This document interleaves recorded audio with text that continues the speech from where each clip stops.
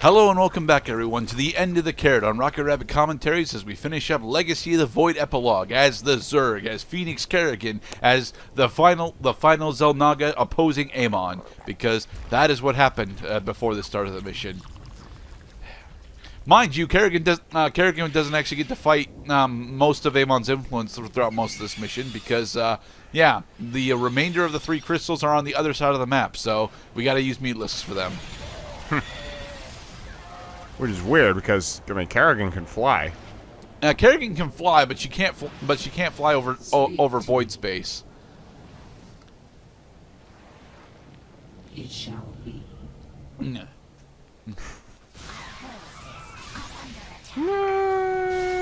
I really hate that the Torment constructs just rip Kerrigan apart, because her melee attack does do a significant amount of damage. If she could get close. Hey, stop that. Stop that.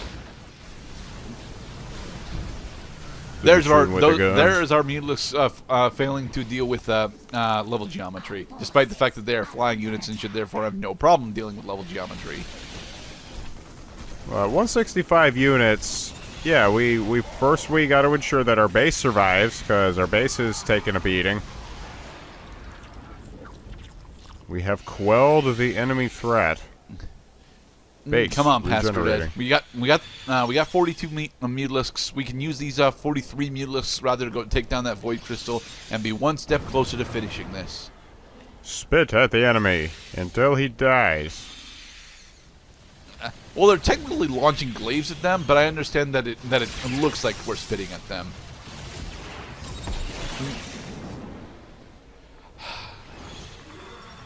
I want to know what the scripting on the goddamn constructs is, to be perfectly honest, because they're the only real problems that I have with this mission. Everything else I can just mass mutas against, but the constructs I always have issues with. Maybe they're scripted to spawn around whatever unit you are controlling at the moment, because you can only control one unit at That is definitely not the case, because if I send Kerrigan to any of the top in the portions of the map, 4 constructs will just spawn on top of her. It is most certainly not determining what I am controlling at the moment. So how could it be so annoying unless it takes into account what you're doing at that moment when they spawn?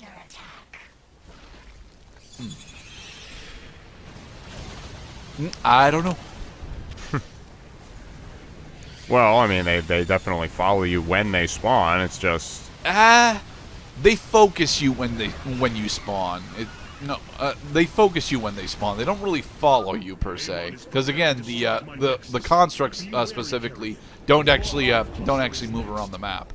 The void crystals do, but the void crystals are easy enough to capitalize on.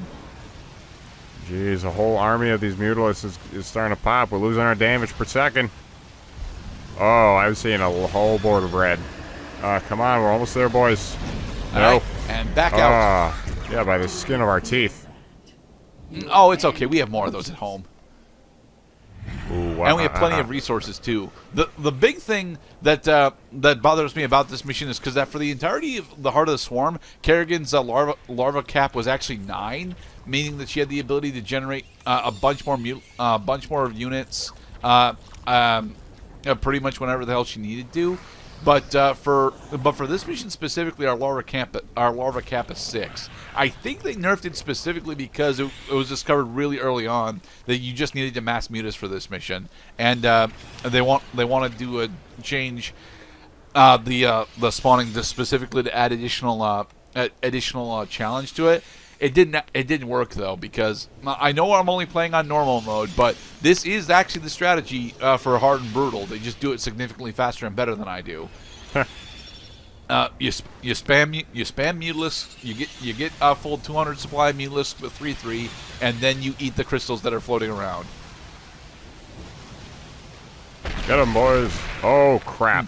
Well, You see, see? now what? You see? Oh, now I get it. Because they're using the void crystal positions in order to have those spawns set up. That was No, they are was- not. I promise you that. They can Well, just then show what up the these hell could constructs it whenever be? the fuck they want, as far as I can tell. I mean, There for there this has to particular one, it be- looks like they were using the void crystals, but no, because earlier on, when I had a Kerrigan go over by this way about 10 minutes ago, they just dropped 4 of them on top of her. It was fucking nuts. No, there is a rules-based reasoning why and There is where a they are rules-based reasoning, most certainly. I don't know what it is, though, and it bothers me. Just it's got to be based on your position. That's I what mean, what it's else? definitely based on your What position, else could but, they be but using? Then what determines what constructs get thrown down and why? Like, Well, the the composition tournament is- constructs very specifically do not do well against this grouping of Mutalisks. Honestly, the big one that you got to worry about for the grouping if you're grouping Mutalisks like this is the Oblivion constructs because of the AOE splash that I believe reduces your defense. I hope I'm ready past Gerdat. Well, you got more units than ever. Yeah, this is not the most amount of Mutalisks we've ever had at once, because we did get the Mutalisks achievement back when we were doing Waking the Ancient, which is 80 Mutalisks. But this is 55 fucking Mutalisks at the moment. We can't eat the final 2 Void Crystals. The final Void Crystal, because we're down to the last one. And look, none of the constructs are here yet. GG. That's pretty. No rematch. Oh, That you're is RuneScape pissed. slang. I am disappointed that I know what that means. But there we go. The barrier has fallen. I Now also didn't everybody take out can the other- see your the weenus. It is over. We got the dodge Dodge this this. achievement, but hey, Amon. But a product of the flawed cycle, manipulated for the entirety of your existence. Yeah, but I've got Golden Phoenix wings, so know fuck you. Nothing about me. I care little for the Zelnaga's infinite cycle or your twisted lies. No. I choose something different. I choose freedom for all of us. Specifically for me and my boyfriend. Fuck off. Zapping! How's it feel, motherfucker? Go, Jim. I mean, And I'd so love to, but I Phoenix can't Kerrigan see. explodificated. Go, Jim, go. Now we have post-epilogue.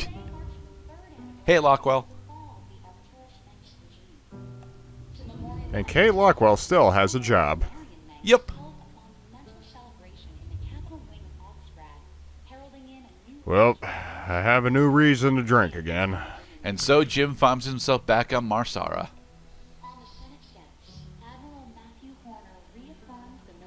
Hey, Matthew got a military promotion. Woot!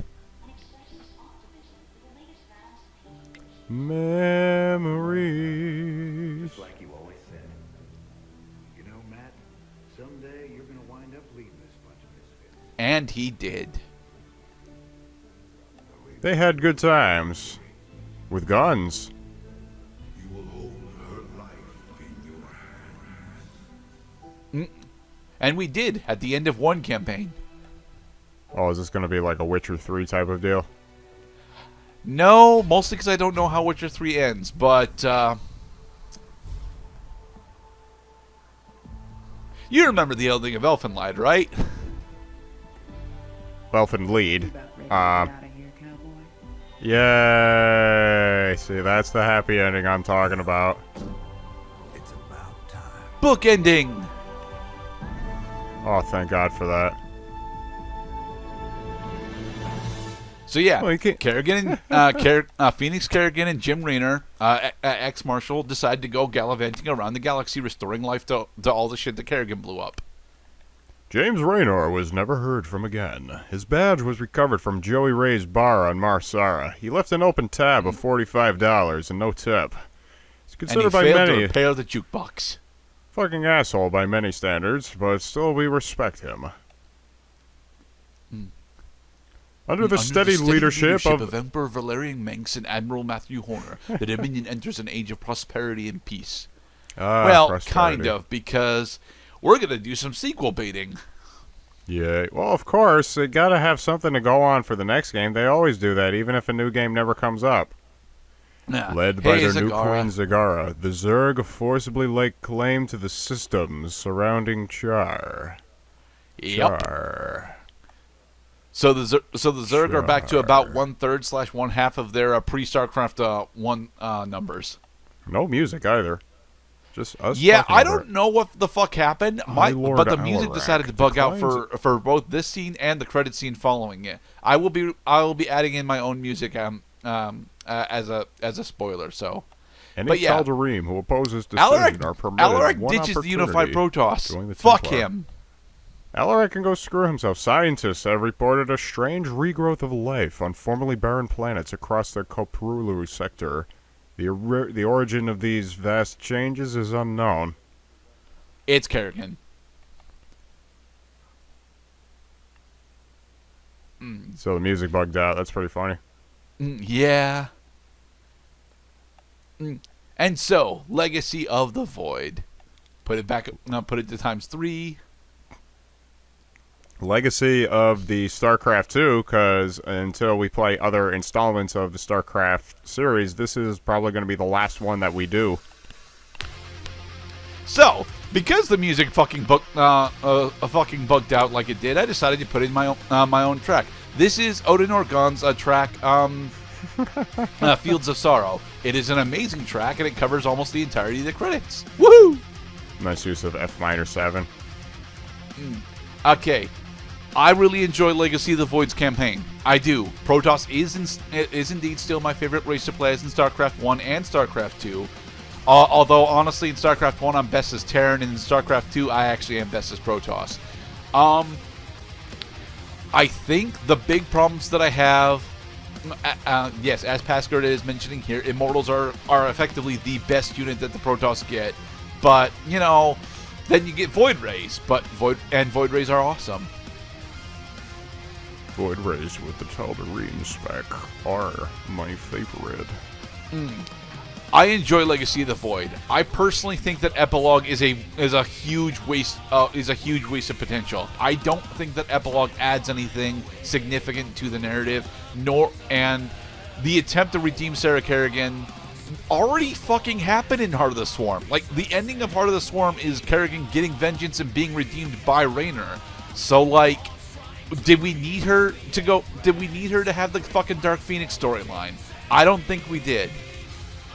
And even then, Epilogue has got no fucking reason to have the Protoss or the Terrans here. Kerrigan's forces could very well have taken out Amon using this shit. It is nice to finally see human Kerrigan again. Yeah. Mind you, we don't actually see human Kerrigan. She's just implied to be there. Like, if the theme of Heart of the Swarm was that loss of innocence is natural in life as we aspire, especially to enact justice, which is a recognizable and shared ideal throughout the world, then the theme of Legacy of the Void is that good things come to people who strive.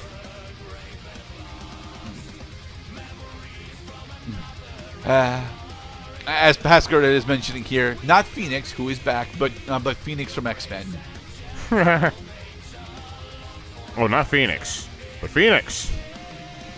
Yeah. I love this track. This track is so fucking kick-ass. I don't know why the fuck the music bugged out for credits. And the whole reason we're speeding through it is because without speed up, this credit sequence is upwards of 20 minutes long. So, yeah. Yeah. I understand. This song this song has, like, it's a little bit faster, but it has the same key and time meter as The Axe by Gojira. Yeah, I like the entirety of Legacy of the Void with the exception of Temple of Unification. I have a couple of problems with Rakshir and Steps to the Right, but Steps to the Right is just a concept that isn't fleshed out enough to really be all that interesting on the map.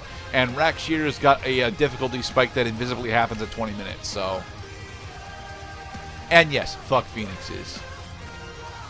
And once again, peace returned to the city.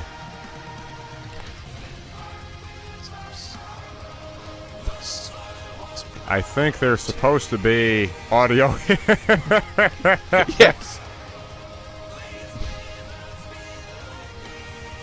It's like, well, this has got to be one of the lamest, like, high-resolution credits I've ever seen. Because all I can do is see it. I can't hear a damn thing. Yeah. Which is why I decided to fix it. Oden Organ actually came out with a new album like last year. It's pretty good. It's Heart of the Android. Heart of the Android, the cover track specifically got a lot of praise, but I think one of the other tracks on it is better. To be perfectly honest, that's how I feel a lot of the Oden Organ discography. And but thanks yeah, to Oden Organ, we have this completed has been StarCraft 2. We are probably officially done with StarCraft 2. Probably. There's a couple of things that I want to show off, but that's up to Cloud. I enjoy StarCraft 2. I enjoy it a lot, but it has problems. It has a lot of problems. And a good portion of those problems are actually in the multiplayer, which is why we didn't go through that. Did you enjoy our trip through StarCraft 2, Mr. Cloud? Well, it's been a long ride, and as I was rewatching StarCraft 2 episodes that we've done while leading up to this finale for Legacy of the Void, I think it holds up. The voice acting is good. The story is pretty epic at times, if not just a little cliched and over the top with the characterization for like the Protoss, for instance. I had a lot of fun going through the series, and well, thanks for sharing it with me. All right, everyone. With that, be safe. We will see you in the next playthrough, which I do believe is going to be something completely different. Usually different. Usually Be safe, everybody. Peace out.